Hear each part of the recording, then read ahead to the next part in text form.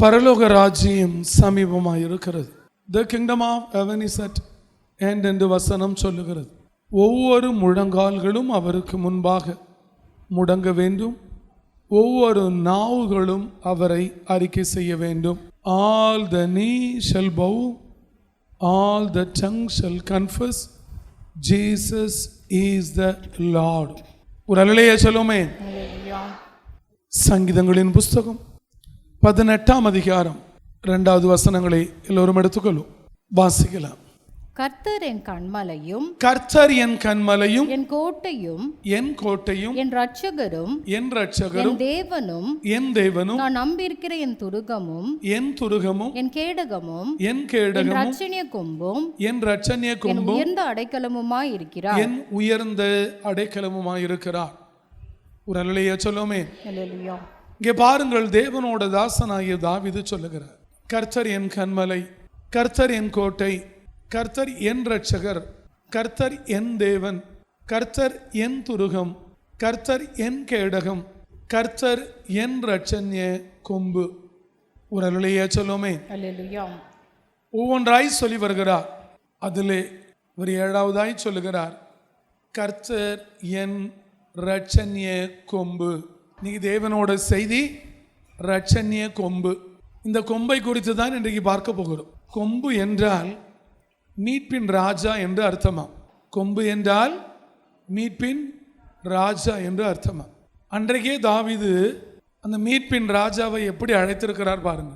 என் இரட்சணிய கொம்பு. இந்த இரட்சணிய கொம்பு இன்றைக்கு என் இரட்சணிய கொம்பாய் மாறுகிறது.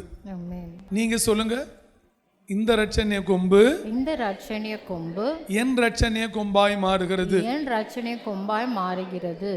இவ்வளோ நாட்கள் நம் கிறிஸ்தவ வாழ்க்கை கடந்து வந்திருக்கிறோம். எவ்வளவோ ஆராதனை, எவ்வளவோ சபை, எவ்வளோ கூட்டங்கள், எவ்வளோ போயிருக்கோம். எனக்கு தெரிந்து இதுவரை யாரும் இந்த இரட்சணிய கொம்பை நீங்கள் உரிமையாக்கி இருக்க மாட்டீர்கள். ஏனென்றால் அதன் மேன்மை உங்களுக்கு தெரியாது. அநேக தாசர்களும் தீர்க்கதரிசிகள் எல்லாம் விட்டுவிட்டார்கள். ஆனால் தாவீது என் இரட்சணிய கொம்பு என்று அவரை உரிமையாக்கி கொண்டார். இந்த கொம்பை குறித்து பார்க்க போகிறோம். இங்கே நின்று இது குறித்து என்ன பேச வேண்டும் என்று சொல்லி தேவாதி தேவனிடத்தில் கேட்டுக்கொண்டிருந்த பொழுது தேவன் ஒரு தீர்க்கதரிசியின் தாயாரை காண்பித்தார். அவள் எப்படி என்னை துதித்தாள் என்று சொல்லி தேவன் காண்பித்தார். அந்த தீர்க்கதரிசியின் தாயானவள் இந்த கொம்பை குறித்து கொம்பை சொல்லி தேவனை துதிக்கிறார். ஒரு அல்லேலூயா சொல்லுமே.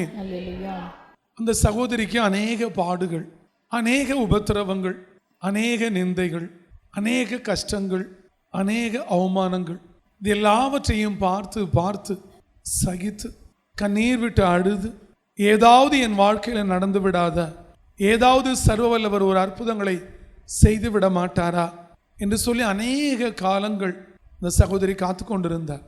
ஒரு நாள் அவளோட வாழ்க்கையில் தேவன் அற்புதங்களை செய்ய வேண்டும் என்று தீர்மானித்தார். தேவன் கடாட்சமானார். தேவன் கடாட்சமான பின்பு நானே இங்கே நின்று யோசிக்கிறேன், இப்படியெல்லாம் அவளுக்கு யார் சொல்லி கொடுத்திருப்பா? அவள் எப்படி இந்த வார்த்தைகளெல்லாம் போட்டு அவள் துதித்தாள் என்று சொல்லி. அது மாத்திரமல்ல, அவளும் ஒரு துதிக்கிற ஸ்திரீ என்பதையும் அறிந்து கொண்டேன்.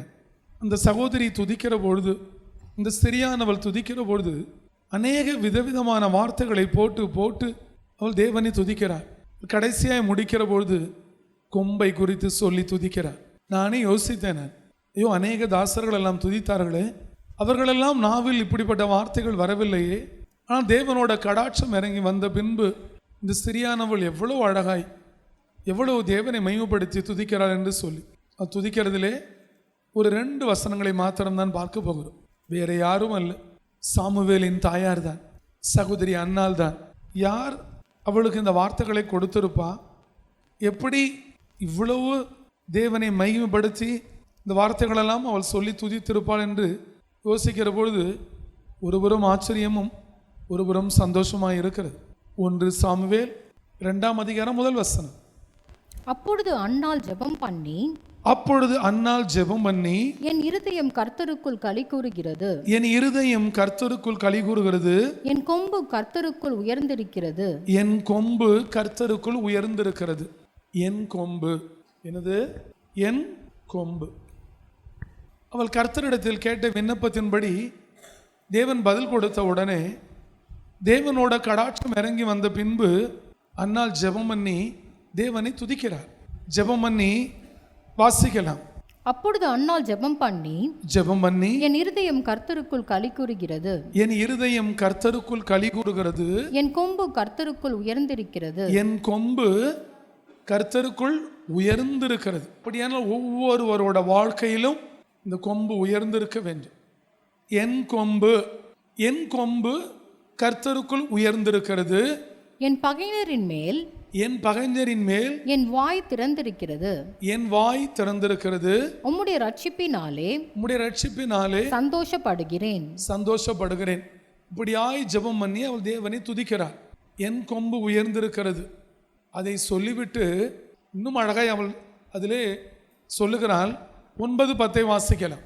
அவர் தமது பரிசுத்தவான்களின் பாதங்களை காப்பார். இதை அவள் தீர்க்க தரிசனமாய் சொல்லி துதிக்கிறார். ஏனென்றால் அவள் பரிசுத்தவான் அல்ல. பரிசுத்தவான் என்பது ஆண்கள். அவள் யாரோ ஒருவரை குறித்து அன்னாள் தேவனிடத்தில் தீர்க்க தரிசனங்களை சொல்லி துதிக்கிறாள். அவர் யார் என்பதையும் பார்க்க போகிறோம். ஒரு அலையே சொல்லுமே, அவர் தமது பரிசுத்தவான்களின் பாதங்களை காப்பார்.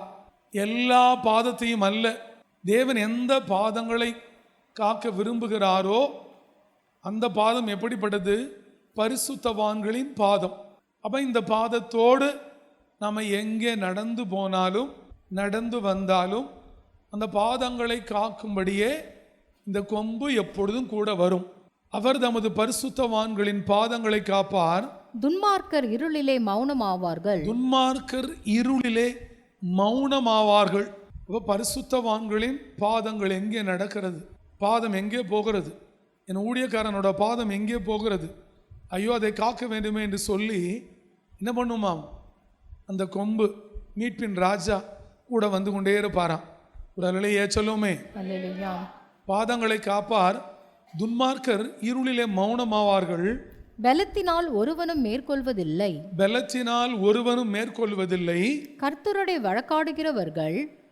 கர்த்தரோடு வழக்காடுகிறவர்கள் நொறுக்கப்படுவார்கள். ஊழியக்காரனோட வழக்காடுகிறவன் கர்த்தரோட வழக்காடுகிறவன். இந்த வழக்காடுகிறவர்கள் நொறுக்கப்படுவார்களாம்.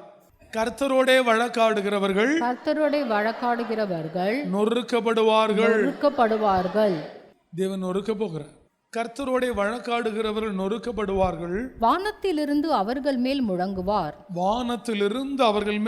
முழங்குவார்.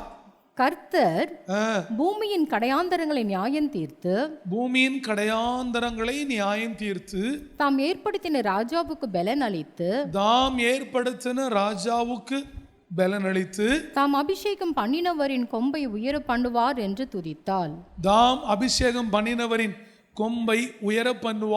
துதித்தாள்.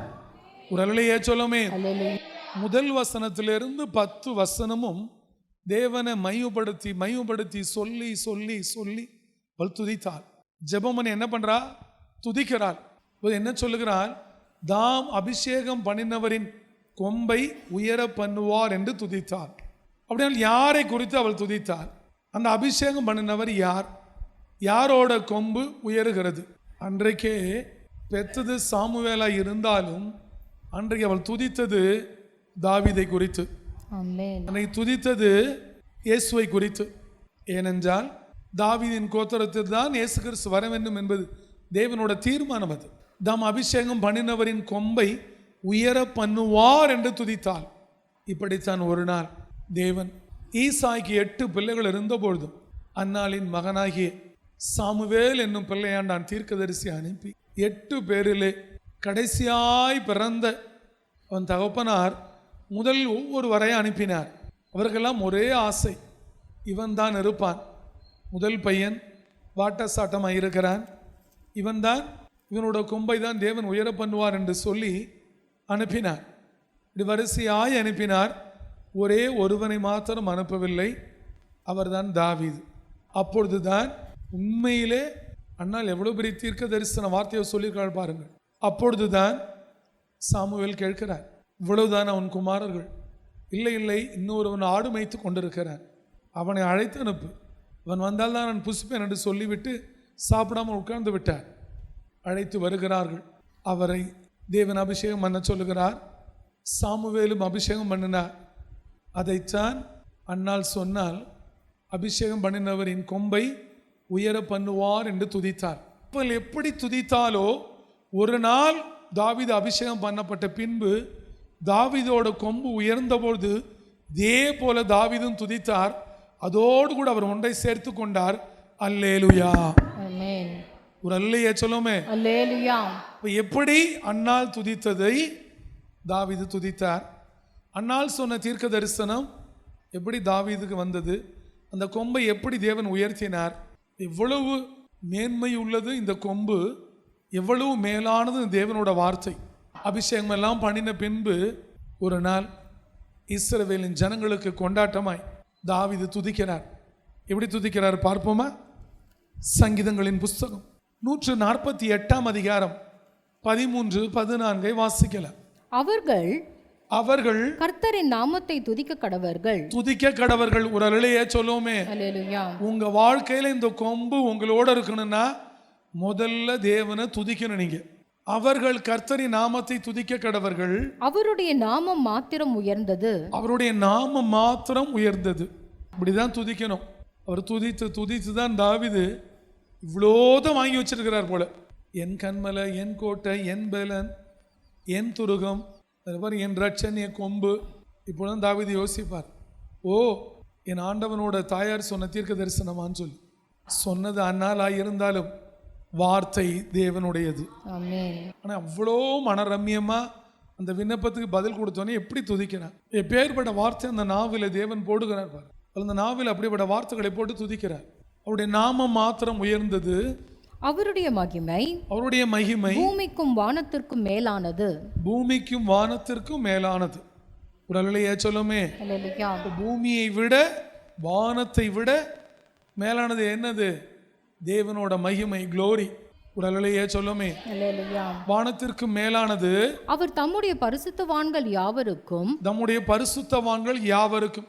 இதைத்தான் அன்னாள் சொன்னால், என்ன சொன்னால், பரிசுத்தவான்களுடைய பாதத்தை காப்பார், பரிசுத்தவான்களுடைய கொம்பை உயர பண்ணுவார். அப்படித்தானே இருக்கிறது. 1 சாமுவேல் 2:10 தாம் அபிஷேகம் பண்ணினவரின் கொம்பை உயர பண்ணுவார். அந்த வார்த்தை தான் தாவீதோட வாழ்க்கையில் நிறைவேறிச்சு. தாவீதின் கொம்பை தேவன் உயர்த்தினார். இப்போ வாசிக்கலாம் 148:14. அவர் தம்முடைய பரிசுத்தவான்கள் யாவருக்கும் தம்மை சேர்ந்த ஜனமாகிய இஸ்ரவேல் புத்திரருக்கும் கொண்டாட்டமாக. வாழ்க்கையில கிறிஸ்தவனுக்கு ஒரு பெரிய கொண்டாட்டம் இருக்குன்னா அது தேவனோட கொம்பு தான். என்னது? கொம்பு தான். அப்படின்னா என்ன அர்த்தம்? மீட்பின் ராஜா இஸ்ரவேலின் இன்னைக்கு பெரிய நமக்கு கொண்டாட்டம் என்னன்னா, நீ தேவனோட கொம்பு இங்கே இறங்கி வந்திருக்கிறது. இந்த கொம்பு எப்படி ரட்சண கொம்பாச்சுங்கிறதையும் பார்க்க தான் போறோம். ஆனால் நம்முடைய பரிசுத்தவான்கள் யாவருக்கும் தம்மை சேர்ந்த ஜனமாகிய இஸ்ரவேல் புத்திரருக்கும் கொண்டாட்டமாக. ஒரு அல்லேலூயா சொல்லுமே. அல்லேலூயா. வாழ்க்கையில என்னைக்கு தேவன் கொம்பை உயர்த்துறாரோ அன்னைக்கு நமக்கு பெரிய கொண்டாட்டம் வந்துடும். இன்னைக்கு தேவன் கொம்பை உயர்த்தி இருக்கிறாரு. இந்த நாள் நாம் தேவனை கொண்டாடுகிற நாள். அது ஆமென். கொண்டாட்டமாக தம்முடைய ஜனத்திற்கு ஒரு கொம்பை உயர்த்தினார். கொண்டாட்டம்னா என்ன? எந்த அளவிலும் கொல்லாத ஒரு ஆட்டம். ஒரு அல்லேலூயா சொல்லுவோமே. அல்லேலூயா. எந்த அளவிலும் அப்படின்னா அந்த ஆட்டத்துக்கு அளவே கிடையாது. நீ எப்படிலாம் சேனைகள் கர்த்தரை துதிச்சு பாடி ஆடலாமோ அப்படி ஆடலாம். கொண்டாட்டமாக தம்முடைய ஜனத்திற்கு ஒரு கொம்பை உயர்த்தினார். நம்முடைய ஜனத்திற்கு ஒரு கொம்பை உயர்த்தினார். அல்லேலூயா. அல்லேலூயா. அப்படியானால் இந்த கொம்பு எப்படிப்பட்டது? இந்த கொம்பை குறித்து 1-2 காரியங்களை பார்க்க போகிறோம். இந்த கொம்பு சாதாரணமானதல்ல. இஸ்ரவேல் ஜனங்கள் எகிப்திலிருந்து அடிமைகளாய் வருகிறார்கள். வருகிற பொழுது குடிக்க தண்ணீர் இல்லை. தண்ணீர் கசப்பாய் போய்விட்டது. மோசே தேவனிடத்தில் விண்ணப்பம் பண்ணுகிறார். தேவன் ஒரு மரத்தை காண்பித்தார். அதிலே ஒரு விதத்தில் மரம் என்றும் ஒரு விதத்தில் மரத்தின் கிளை கொம்பென்றும் சொல்லப்பட்டிருக்கிறது. அநேகரோட வாழ்க்கை கசந்து போன மாறாவை போல் இருக்கிறது. கசப்பு கசப்பு கசப்பு. வருகிறார்கள். மோசே போய் தேவனிடத்தில் ஜெபம் பண்ணுகிறார். அப்பொழுது தேவன் ஒரு மரத்தை காண்பிக்கிறார். அந்த மரத்திலிருந்து வந்ததுதான் இந்த கொம்பெல்லாம். என்ன நடந்தது வாசிப்போமா? யாத்ராகமத்தின் புஸ்தகம் 15ஆம் அதிகாரம் 25வது வசனம். மோசே கர்த்தரை நோக்கி கூப்பிட்டான். மோசே கர்த்தரை நோக்கி கூப்பிட்டான். அப்பொழுது கர்த்தர் மோசேக்கு ஒரு மரத்தை காண்பித்தார். அப்பொழுது மோசேக்கு ஒரு மரத்தை காண்பித்தார். அதை அவன் தண்ணீரில் போட்டவுடனே அது மதுரமான தண்ணீர் ஆயிற்று. அது மதுரமான தண்ணீர் ஆயிற்று.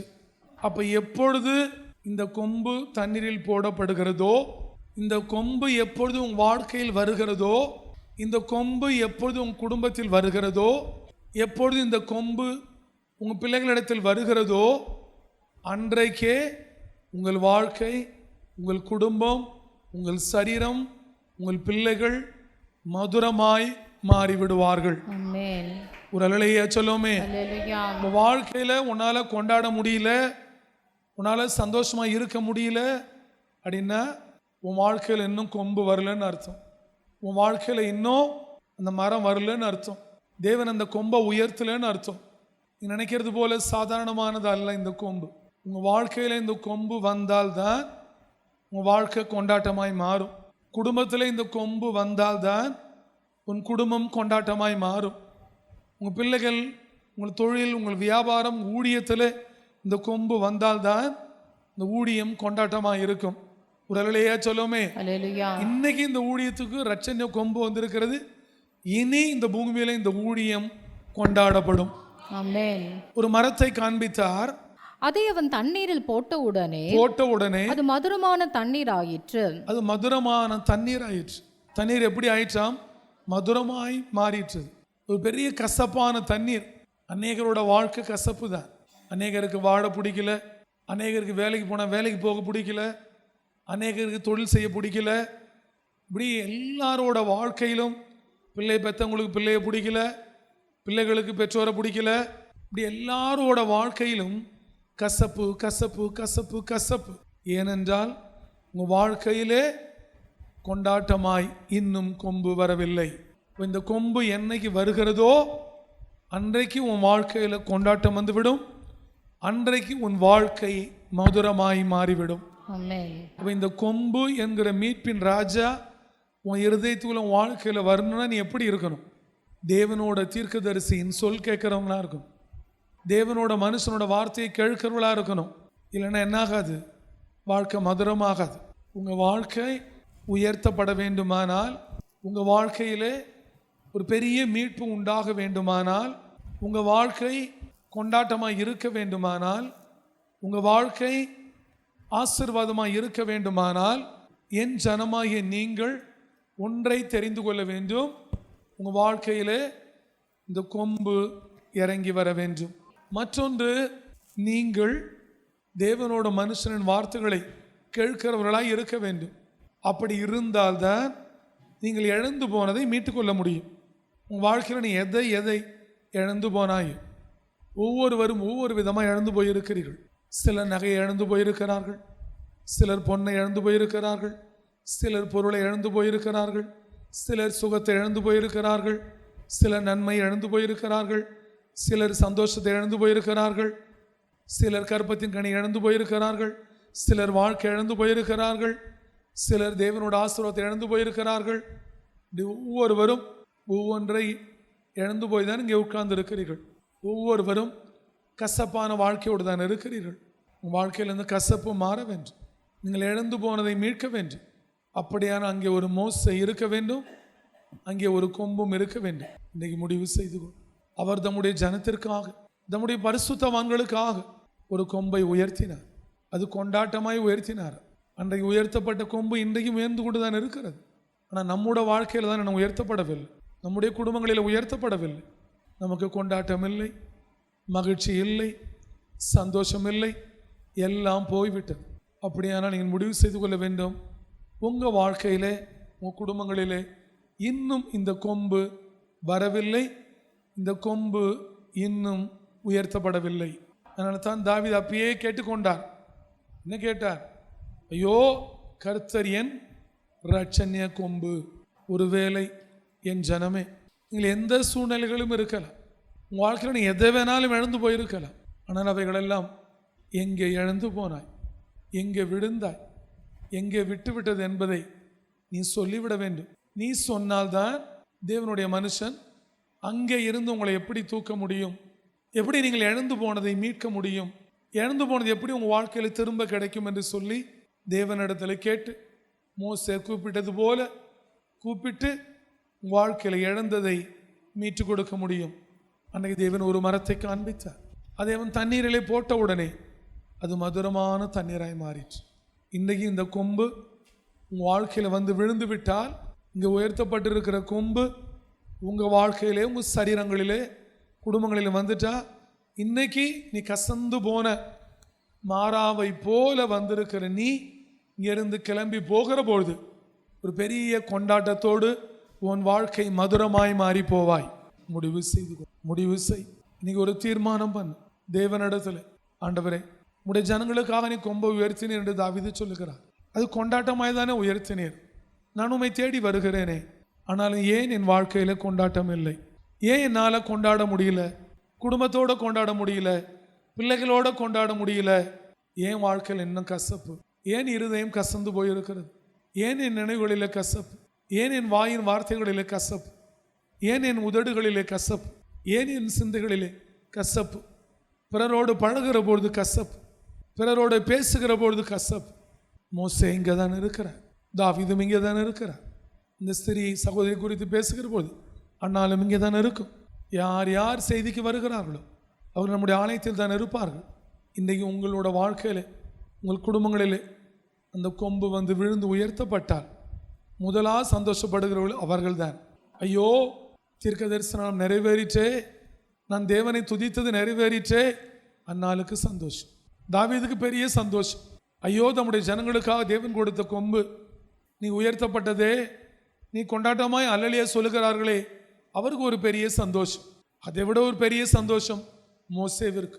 ஐயோ, இந்த கசந்து போன வாழ்க்கையில் எதுக்கடா வாழணும், இனி இந்த வாழ்க்கை என்ன அப்படின்னு நினைக்கிற இந்த வாழ்க்கையில் அந்த மரம், அந்த கொம்பு விழுந்து உட வாழ்க்கை மதுரமானால் பெரிய சந்தோஷம் மோசேவுக்கு. இவர்களுக்கெல்லாம் இவ்வளவு சந்தோஷம் வருமையானால் இவர்களை படைத்த ஒருவர் இருக்கிறாரே, அவருக்கு எவ்வளோ சந்தோஷம் வரும். தேவனை பிடித்துக்கும். இந்த கொம்பை விட்டுறாத, இந்த கொம்பை விட்டுடாத. ஒரு நாள் தீர்க்கதரிசியின் புத்திரர்கள் புறப்பட்டு போகிறார்கள். அவர்களுக்கு இருக்க இடம் நெருக்கமாக இருந்தது. ஐயோ, நாங்கள் இருக்கிற இடம் நெருக்கமாக இருக்கிறது, எங்களுக்கு ஒரு விசாலமான இடம் வேண்டும் என்று தேவனுடைய தீர்க்கதரிசியின் இடத்திலே சொன்னார்கள். அநேகர் இருந்தார்கள். ஆனால் அதில் ஒரே ஒருவன் தீர்க்கதரிசியை பார்த்து சொன்னார், நீ என்னோடு கூட வர வேண்டும் என்று சொல். மற்ற எல்லாருக்கும் அந்த மனம் இல்லை. விண்ணப்பங்களை சொல்லலாம் மனம் இருந்தது, தேவனிடத்திலிருந்து பதில் பெற்றுக்கொள்ளும்படி கேட்க மனம் இருந்தது, தேவனுடைய தீர்க்கதரிசி ஆசீர்வதிக்க வேண்டும் என்கிற மனம் இருந்தது. ஆனால் கூட வர வேண்டும் என்கிற மனம் ஒரே ஒரு தீர்க்கதரிசியின் புத்திரனுக்கு இருந்தது. அந்த தீர்க்கதரிசியின் புத்திரன் கூப்பிடுகிறார், ஆண்டவனே, என்னோடு கூட வாரும் என்று சொல்லி. இவரும் புறப்பட்டு போகிறார். போகிற வழியிலே என்ன நடந்தது வாசிப்போமா? 2 ராஜாக்களின் புஸ்தகம் 6ஆம் அதிகாரம் 1 வாசிக்கலாம். தீர்க்கதரிசிகளின் புத்திரர் எலிசாவை நோக்கி இதோ நாங்கள் உம்முடன் குடியிருக்கிற இந்த இடம் எங்களுக்கு நெருக்கமாய் இருக்கிறது. நாங்கள் யோர்தான் மட்டும் போய் அவ்விடத்தில் ஒவ்வொருவரும் ஒவ்வொரு உத்திரத்தை வெட்டி குடியிருக்க அங்கே எங்களுக்கு ஒரு இடத்தை உண்டாக்குவோம் என்றார்கள். அதற்கு தீர்க்கதரிசியின் புத்திரர்கள் எல்லாம் எலிசாவை பார்த்து சொல்லுகிறார்கள், எங்களுக்கு இந்த இடம்லாம் ரொம்ப நெருக்கமா இருக்கு, நாங்க யோர்தான் மட்டும் போக போறோம், அங்க போய் ஒவ்வொருவரும் ஒரு உத்திரத்தை வெட்டி குடியிருக்க எங்களுக்கு ஒரு பெரிய இடத்தை உண்டாக்கும் என்றார்கள். அதற்கு அவன் போங்கள் என்றான். சரி போங்க, வீடுதான கட்டணும் கட்டிக்கங்க, உத்தரதான வீடுன்னு வெட்டிக்கங்க, யோர்தான் மட்டும் போகணும், போயிட்டு வாங்க, போங்கன்னு சொல்லிட்டார். போங்கன்னு சொன்ன உடனே எல்லாருக்கும் சந்தோஷம். என்னது, ஏய் தீர்க்கதரிசி சொல்லிட்டாரு போங்கள் என்றான். அவர்களில் ஒருவன் 50 பேரும் இல்லை, அவர்களில் ஒருவன். உத்தரவு கிடைச்ச உடனே எல்லாரும் ஓட நினைச்சாங்க. ஆனால் அவர்களில் ஒருவன் நீர் தயவு செய்து உமது அடியாரோட கூட வர வேண்டும் என்றான். ஒரே ஒருத்தன் கூப்பிடுறான், சொன்னது சரிதான், நீங்க என் கூட வரணும். அவனுக்கு மட்டும் தெரிந்திருக்கிறது, நாம் தேவனோட தீர்க்கதரிசியாகிய எலிசாவை கூட்டிக் கொண்டு போனால் நம்முடைய வாழ்க்கையில எதை இழந்தாலும் அதை அவர் மீட்டு கொடுப்பார் என்று அறிந்திருந்தார். அவர்களில் ஒருவன், நீர் தயவு செய்து உமது அடியாரோட கூட வர வேண்டும் என்றான். அதற்கு அவன் நான் வருகிறேன் என்று சொல்லி அவர்களோட கூட போனான். அவர்கள் யோர்தான் நதி அருகே வந்தபோது மரங்களை வெட்டினார்கள். நதி அருகே வந்து விட்டார்கள், மரங்களை வெட்டினார்கள். என்ன பண்றாங்க? ஆளுக்கால் ஒரு உத்தரம்னா 50 பேர், எத்தனை? 50 உத்தரம். உத்தரம்னா தெரியுமா? அந்த காலத்தில் உத்தரம் வச்சு தான் வீடு கட்டுவாங்க. என்னது? செவுத்தை வச்சு குறுக்க மரம் வச்சுருப்பாங்க. அது ஒரு மாதிரி வளைஞ்சு ஒரு மாதிரி இருக்கும். அந்த மரத்துக்கு உத்தரம்னு பேர். என்னது? நதி அருகே வந்தபோது மரங்களை வெட்டினார்கள். ஒருவன் ஒரு உத்திரத்தை வெட்டி வீழ்த்துகையில், அந்த ஒருவன் எலிசாவை கூட்டிக் கொண்டு வந்த ஒருவன், அந்த ஒருவன் ஒரு உத்தரத்தை வெட்டி வீழ்த்துகையில் கோடாரி தண்ணீரில் விழுந்தது. வெட்டி அதை வீழ்த்தி தள்ளுறப்ப தவறி இரும்பு கோடாரி என்ன விழுந்துருச்சு? தண்ணீரில் விழுந்து போனது. விழுந்தையில் கோடாரி தண்ணீரில் விழுந்தது. அவன் ஐயோ என் ஆண்டவனே, இரவலாக வாங்கப்பட்டது என்று கூவினான். ஒரு அல்லையே சொல்லுமே, உங்க உயிரை விட இரவலா இன்னொருத்தவங்கிட்ட இது வாங்கினா அந்த பொருளை நீங்க பாதுகாக்கணும். என்ன பண்ணணும்? ஓம் பொருள் என்ன வேணாலும் ஆகலாம், ஆனா இரவல் ஒரு பொருள் வாங்கினீங்கன்னா அந்த பொருள் உங்க பொருளை விட நீங்க பாதுகாக்கணும். இல்லைன்னா பிரயோஜனம் இல்லை.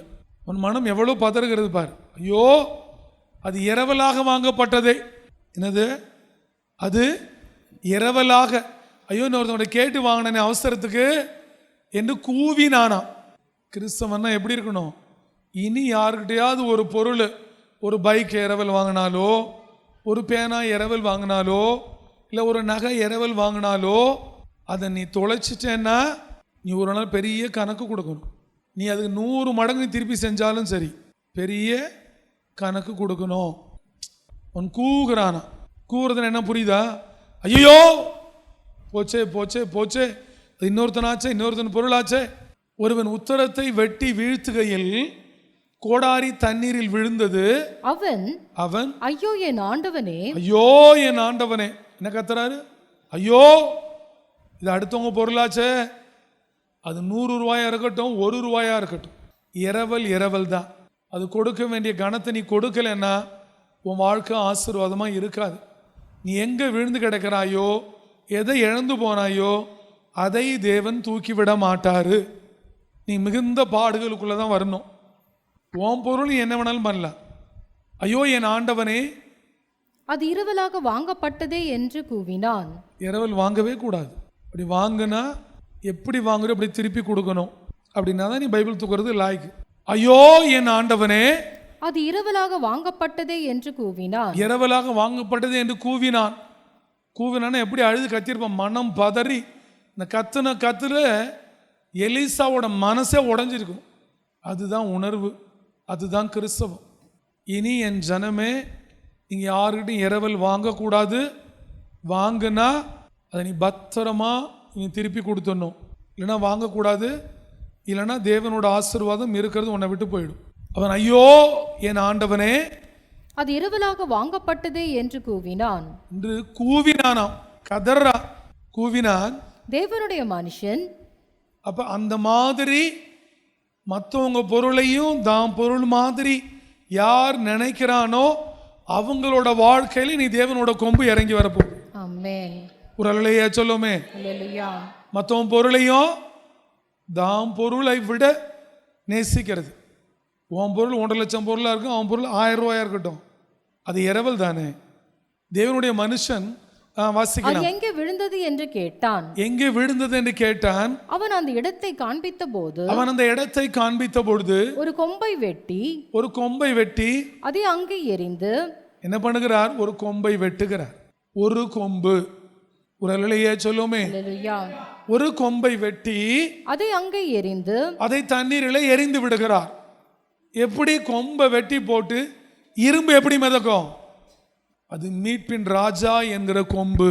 ஆமென். ஒரு அல்லேலூயா சொல்லுமே. அல்லேலூயா. அந்த இரும்பு அந்த யோர்தான் நதியிலே எவ்வளவு ஆழத்தில் இருந்த பொழுதும் அந்த கொம்பு அந்த இரும்பை மிதக்க வைத்து அவனோட மனம் பதறுதலையும் ஐயோ இரவல் என்கிற அந்த அந்த கூவுதலையும் தேவன் கேட்டார். ஆமென். ஒரு அல்லேலூயா சொல்லுமே. அல்லேலூயா. கொம்பை வெட்டி அதை அங்கே எறிந்து அந்த இரும்பை மிதக்க பண்ணி ஒரு அல்லேலூயா சொல்லுமே. அல்லேலூயா. அந்த மரத்துல வெட்டி வீழ்த்தி அதில் இந்த செதுக்கி இருப்பாங்கல்ல சின்ன சின்னது கொம்பு கிளை, அதில் ஒன்று எலிசா அதை அங்கே எரிஞ்சு அங்கே இரும்பு மிதக்க வச்சிருப்பாருன்னா இந்த கொம்பு எப்படிப்பட்ட கொம்பு? மோசே போட்ட கொம்பு கசந்து போன மாறாவை மதுரமாக்கிற்று. இங்கே எலிசா போட்ட கொம்பு ஆழத்திலிருந்து இரும்பை மிதக்க வைத்து அவன் கூவின கூவுதலுக்கு பதில் கொடுத்தது. ஆமென். கொம்பை வெட்டி அதை அங்கே எரிந்து அந்த இரும்பை மிதக்க பண்ணி அதை எடுத்துக்கொள் என்றான். அப்படியே அவன் தன் கையை நீட்டி அதை எடுத்துக்கொண்டான். ஒரு அல்லேலூயா சொல்லுமே. உன் வாழ்க்கையிலே நீ எங்கே மூழ்கி கிடக்கிறாயோ, இல்லை உன் குடும்பம் எங்கே மூழ்கி கிடக்கிறதோ, நீ இரும்பை போல இருந்தும் நீ எங்கே தவறி விழுந்து கிடக்கிறாயோ, ஐயோ என் வாழ்க்கை மூழ்கி கிடக்கு, என் பிள்ளைகளோட வாழ்க்கை மூழ்கி போச்சு, என் குடும்பம் மூழ்கி போச்சு, என் தொழில் மூழ்கி போச்சு, என் பிரயாசம் மூழ்கி போச்சு, யார் என்னை மிதக்க பண்ணுவா, யார் என்னை தூக்கி விடுவா, நான் இந்த மூழ்கினதுலேருந்து எப்போ வெளியே வருவேன், எப்படி என் வாழ்க்கை மாறும் என்று சொல்லி யார் உண்மையாய் கூவுகிறீர்களோ, இங்கே ஒரு எலிசா நிற்கிறான். மீட்பின் ராஜா என்கிற கொம்பை உங்கள் வாழ்க்கையிலே போடுகிற பொழுது நீங்கள் தண்ணீரிலிருந்து எங்கே மூடி கிடக்கிறீர்களோ அங்கே நீங்கள் மிதப்பீர்கள். உங்க வாழ்க்கை வெளியே வரும், உங்க வாழ்க்கை மாறும், நீ இழந்து போனதை திரும்ப பெற்றுக்கொள்ளுவாய். முடிவு செய்து கொள். உனக்கு இந்த கொம்பை போட ஒரு தீர்க்கதரிசி இருக்கணும், உனக்கு கொம்பை போட ஒரு மோசே இருக்கணும், உனக்கு கொம்பை போட ஒரு எலிசா இருக்கணும், கொம்பை உயர்த்த உனக்கு ஒரு தாவீது இருக்கணும். 3 பேரையும் தேவன் கொடுத்திருக்கிறார். நீ கூவுகிற இடத்தில் இருக்கிறாயா? எங்கே இருக்கிறாய்? இன்னைக்கு ஒரு முடிவு செய்து கொள். ஆண்டவரை பார்த்து சொல், ஆண்டவரே என் வாழ்க்கை மூழ்கி கிடக்கு, நாங்கள்லாம் இனி எழுந்திருப்போமா? ஐயோ என் பிள்ளைகளெல்லாம் எழுந்திருப்பார்களா? என் சரீரம் இவ்வளவு பலவீனப்பட்டு போய் கிடக்கு, இந்த சரீரம் எழுந்திருக்குமா? உங்களை எழுந்திருக்க வைக்க, உங்களை மிதக்க வைக்க இங்கே தேவன் ஒரு எலிசாவையும் கொடுத்திருக்கிறார். இங்கே ஒரு கொம்பும் இருந்து கொண்டுதான் இருக்கிறது. என் ஜனமே, இந்த கொம்பு தான் அன்னால் பாடின இந்த கொம்பு, தாவீது பாடின இந்த கொம்பு, மோசே போட்ட இந்த கொம்பு, எலிசா போட்ட இந்த கொம்பு 2000 ஆண்டுகளுக்கு முன்பு ஒரு நாள் இந்த பூமியில இறங்கி வந்தது.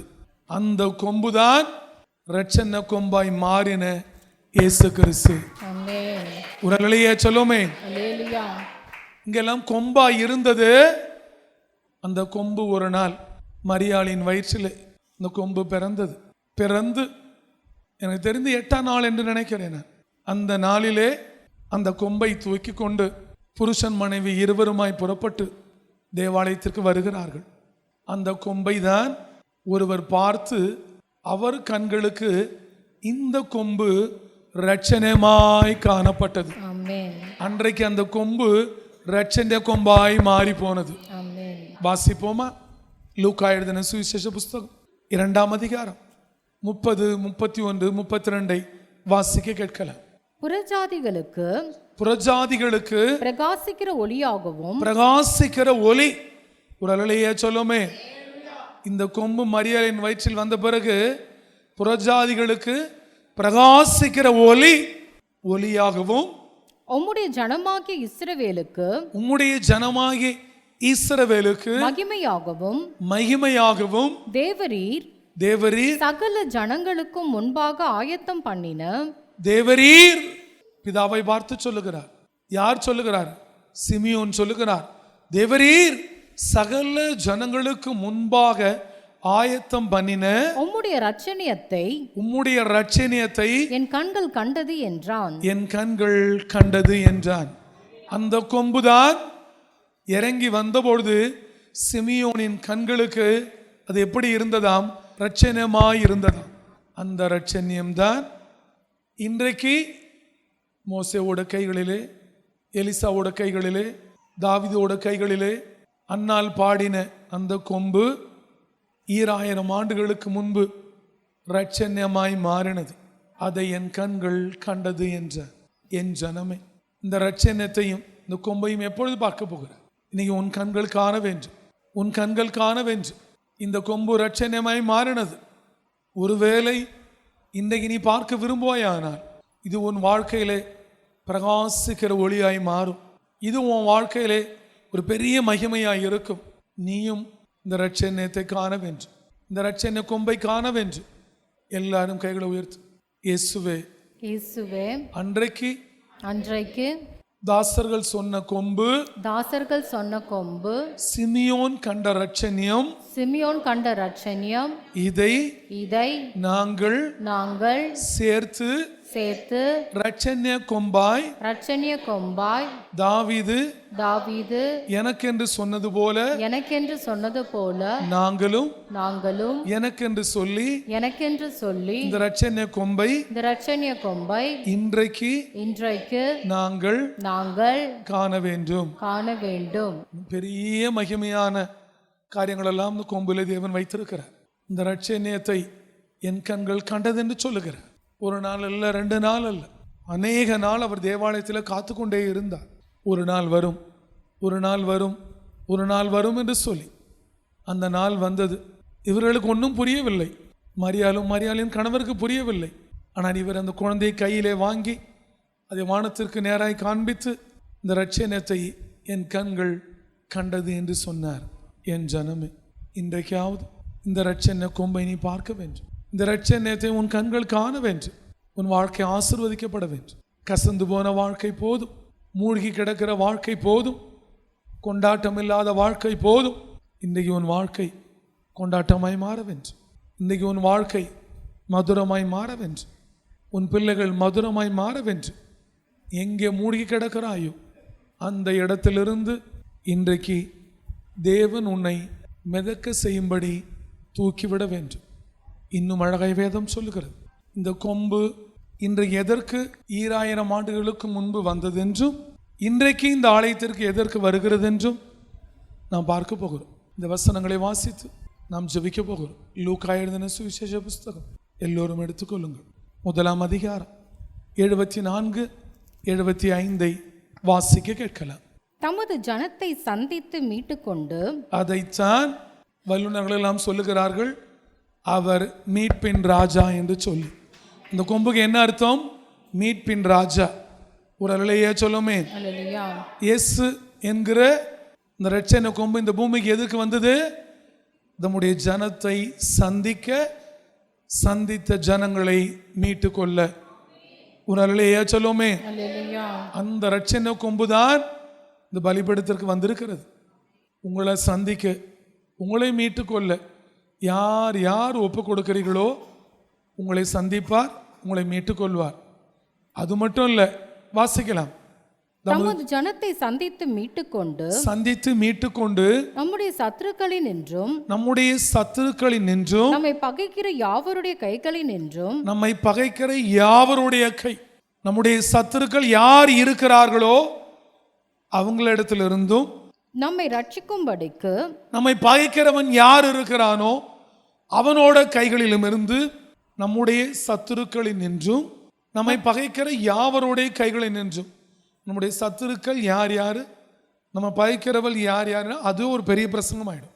நம்முடைய சத்துருக்களின் நின்றும் நம்மை பகைக்கிற யாவருடைய கைகளில் நின்றும் நம்மை ரட்சிக்கும்படிக்கு. ஒரு அல்லேலூயா சொல்லுமே. இப்ப இன்றைக்கு திரும்ப இந்த பலிபீடத்தில் இந்த கொம்பு உயர்த்தப்பட்டிருக்கிறது என்றால் மறுபடியும் இந்த இரட்சணிய கொம்பு பாவியாகிய இந்த ஊழியக்காரனையும் என் ஜனமாகிய உங்களையும் சந்திக்க வந்திருக்கிறது. பாவியாகிய அடியானையும் என் ஜனமாகிய உங்களையும் மீட்டுக்கொள்ள வந்திருக்கிறது.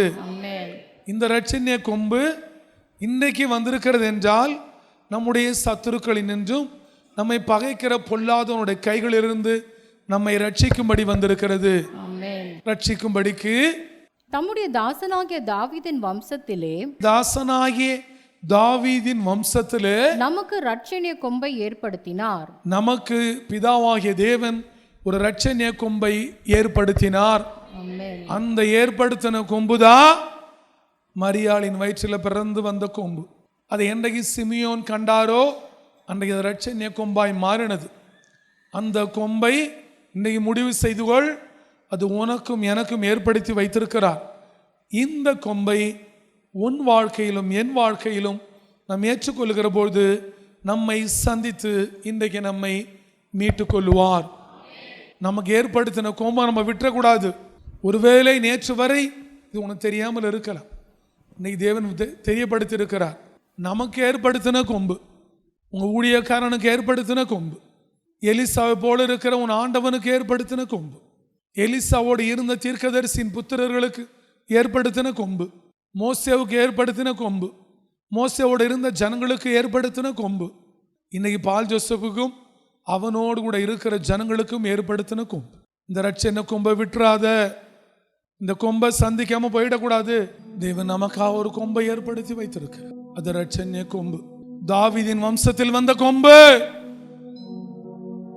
இன்னைக்கு இந்த கொம்பு நம்மை சந்திக்க வந்திருக்கிறது. இன்னைக்கு இந்த கொம்பு இந்த ஆலயத்தில் நம்மை மீட்டுக்கொள்ள வந்திருக்கிறது. இந்த கொம்பு ஊழியக்காரனுக்கு விரோதமாக எழும்பி நிற்கிற சத்துருக்களில் நின்றும் பாய்க்கிற யாவனோட கைகளிலிருந்தும் விடுவிக்க வந்திருக்கிறது.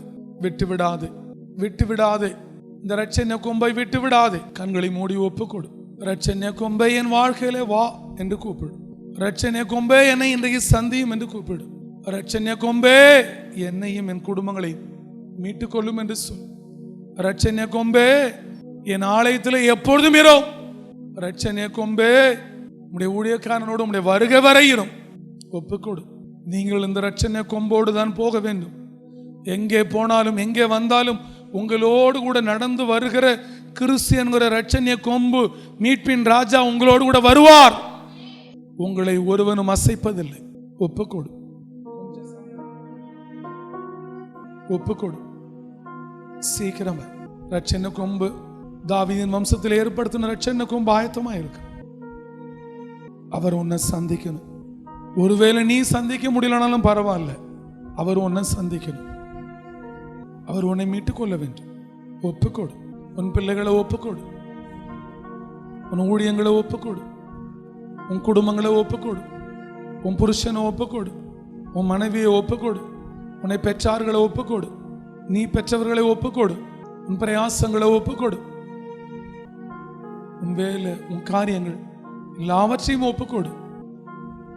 மீட்டுக்கொள்ள ஒருவர் இருக்கிறார், இரட்சணிய கொம்பு. இதோ நான் உங்களுக்காக ஜெபிக்கட்டும். அன்பின் பரிசுத்தமுள்ள பரலோக பிதாவே, என் இரட்சணிய கொம்பே, இந்த காலத்தில் அடியானை சந்திக்கும்படி, அடியானை நம்பி வருகிற ஜனங்களை சந்திக்கும்படி, அடியானோட குடும்பங்கள், இந்த ஊழியம், இந்த சபை, என்னை நம்பி இருக்கிற ஜனங்கள், குடும்பங்கள் எல்லாரையும் சந்தித்து மீட்கும்படி 2000 ஆண்டுகளுக்கு முன்பு தேவன் இந்த இரட்சணிய கொம்பை ஏற்படுத்தி வைத்திருக்கிறாரே, அவருக்கு கொடான கோடி ஸ்தோத்திரம். இயேசு எனும் இரட்சணிய கொம்பை இன்றைக்கு எங்களை சந்தித்தருளும், இன்றைக்கு எங்களை மீட்டு கொள்ளும். எங்கள் கசந்து போன வாழ்க்கை மதுரமாய் மாறட்டும். எங்கே மூடி கிடக்கிறோமோ அங்கே எங்களை தூக்கிவிடும். எங்கள் வாழ்க்கையும் எங்கள் ஊழியமும் குடும்பங்களும் எங்கள் பிள்ளைகளும் கொண்டாட்டமாய் மாறுவோமாக. இரட்சணிய கொம்பே, நீர் எங்களை சந்தித்து விடும், நீர் எங்களை மீட்டுவிடும், சத்துருவின் கைகளிலிருந்து மீட்டுவிடும், பகைக்கிற யாவரோட கைகளிலிருந்து எங்களை விடுவித்து விடும்.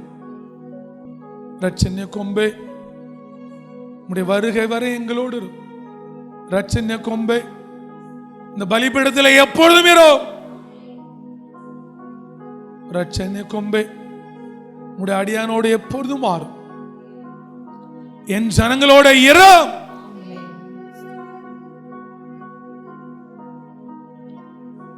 ரட்சண்ய கொம்பே வந்த என் ஜனங்களுக்கு சுகமும் பலனும் கொடுத்து, ஆரோக்கியம் சௌக்கியம் கொடுத்து, ஆசீர்வதியும், சந்தித்தருளும், மீட்டுக் கொள்ளும். இயேசு கிறிஸ்து நாமத்தில் ஜெபிக்கிறோம். ஜெபங்களும் பதில் தாரும் நல்ல பிதாவே. ஆமென்.